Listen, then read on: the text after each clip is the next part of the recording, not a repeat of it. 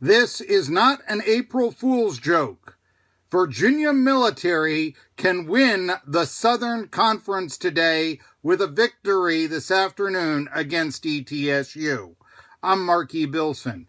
Yes, hell has frozen over, evidently. The Virginia Military Institute Keydets, who this season will have their first winning record since 1981. Yes, 40 years, no winning records, but that's all changed. They are undefeated. They are 5-0.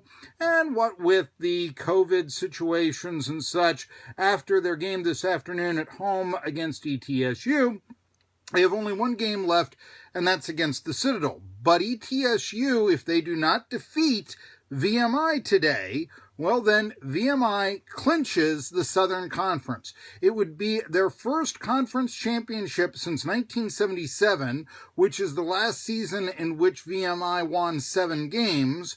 And back in those days, the Southern Conference was not necessarily considered a what we would describe as an FCS or Division I AA conference. I mean, it wouldn't be compared to the SEC, of course, but it was not necessarily considered to be, for lack of a better term, a small conference in 1977. So, really, this is tremendous precedent that's going on at Virginia Military. And guess what? They're a 2.5-point favorite to beat the Buccaneers. Now consider this. Right now, the first and second place teams in the Southern Conference, one is VMI, and number 2 is ETSU, finishing last place last year. The meek shall truly inherit the earth.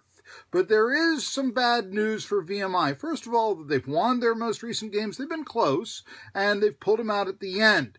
Number 2 is that Reese Udinsky, their star quarterback, who is going to transfer after this season to Maryland and maybe a pro prospect, well, he tore up his knee, ACL injury. He is out for the rest of the year. But fear not, Keydets fans, because here comes Seth Morgan, freshman from Mount Lebanon, PA, the same high school as Mark Cuban, for whatever that's worth, and the same high school as Bill Roth. The VMI fans will like that. Well, maybe not. Virginia Tech used to be a big rival for VMI.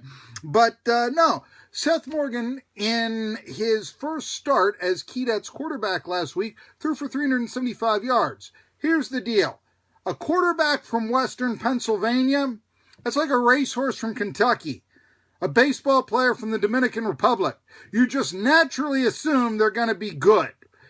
And that could be the case with Seth Morgan. So Morgan gives VMI hope right now and also hope for the future.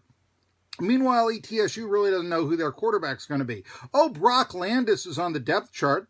He's going to get the second start of the year, but he only threw for 55 yards in the Buccaneers' previous game, a 1-touchdown victory, 24-17, against Western Carolina last week.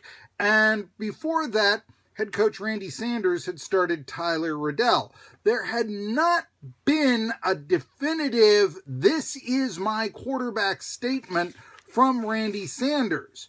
And I think that that's quite telling because, quite frankly, Scott Wachenheim, if he wanted to, he's the VMI head coach, he could, do some gamesmanship. Oh, we don't know how long Udinsky's going to be out. This isn't the NFL that has an injury report. It's why college football should have an injury report.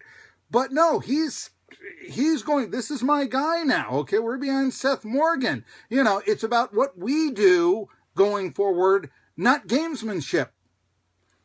Randy Sanders, well, again, it's listed on the depth chart, Brock Landis is the starting quarterback, but it was a surprise start last week. He's handling his quarterback situation a little differently. For that matter, back when ETSU won the Southern Conference, he also played the same gamesmanship, if you will, between Austin Herink and Logan Marchie during the 2018 season, which ETSU won the Southern Conference Championship. So, 2 different coaching philosophies. I prefer the former. Also, 2 different kinds of offenses. And take heed, military academies. Take heed, military schools. What do you think of with a military school? They're gonna run the option. But here VMI has totally changed that up. They're going to, for lack of a better term, a aerial attack. They're going and basing their offense on the quarterbacks. But ETSU, well, they're basing their offense on the running backs. It's like the traditional military school offense. Now, it worked against Western Carolina. Quay Holmes had more than 200 yards rushing. Jacob Sawyers had more than 100. But will it work against VMI, who, with a defense led by Connor Riddle and Stone Snyder, have only, between those two, and I know this is a passing stat and not a rushing stat, but those two players, Riddle and Snyder, have combined to sack the quarterback 9 times this year for VMI, so that's something to watch out for. But this is a good defense. VMI has only allowed 3.2 yards a rush this season.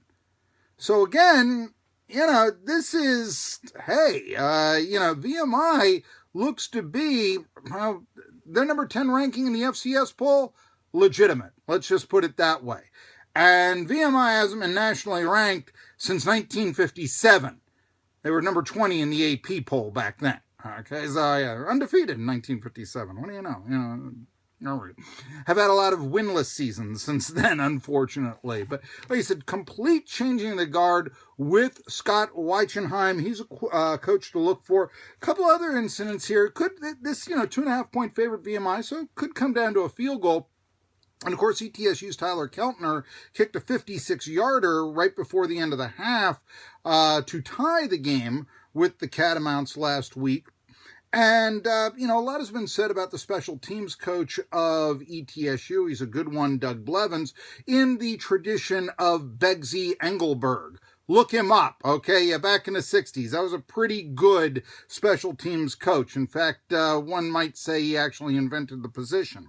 But Chris Moore, who also handles the tight ends, he's the special teams coach over at Virginia Military. This is his second year on the job, and I was very impressed with him in his first season, because back then he got Grant Clements to kick a 56-yard field goal of his own to tie a game against Samford at the gun that the Keydets would later win in overtime.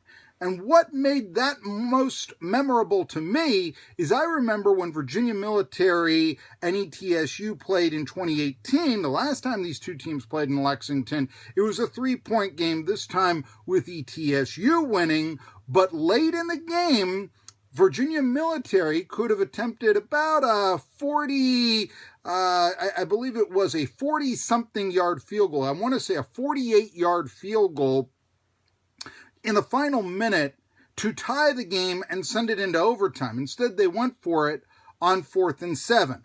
At the time, Virginia Military did not have a kicker who had made a field goal of more than 41 yards. But now, Grant Clements, who was on that 2018 team, was kicking a 56-yard field goal against Samford. That tells me that Chris Moore knows something about technique, and that he has been as responsible for the Keydets' rise as really anyone. So there's another coach to look for. Chris Moore, second-year tight ends and special teams coach at Virginia Military. Could the Keydets go undefeated this year, or at least before the playoffs? Well, all they got to do is beat winless Citadel if they can get past ETSU. And you know what? 2.5 point favorite. We never saw this coming. Good days are here now for the first time in generations for the Virginia Military football team. And you know something else? It's good for everyone in the conference, because when Virginia Military was just losing every game they played, it was bringing the Southern Conference down. Now they're quite competitive, if not elite. That's good for the Southern Conference. I'm Marky Bilson. I ask you follow me on Rumble, or maybe YouTube, or Twitter at Bilson Marky, or for that matter, Gab. Yeah, I got a lot of them. And don't forget I mentioned YouTube, Twitter, at Bilson Marky, and Medium. Also doing a lot of good things there on Medium. So Until next time, I'm Marky Bilson. That's the preview of VMI ETSU.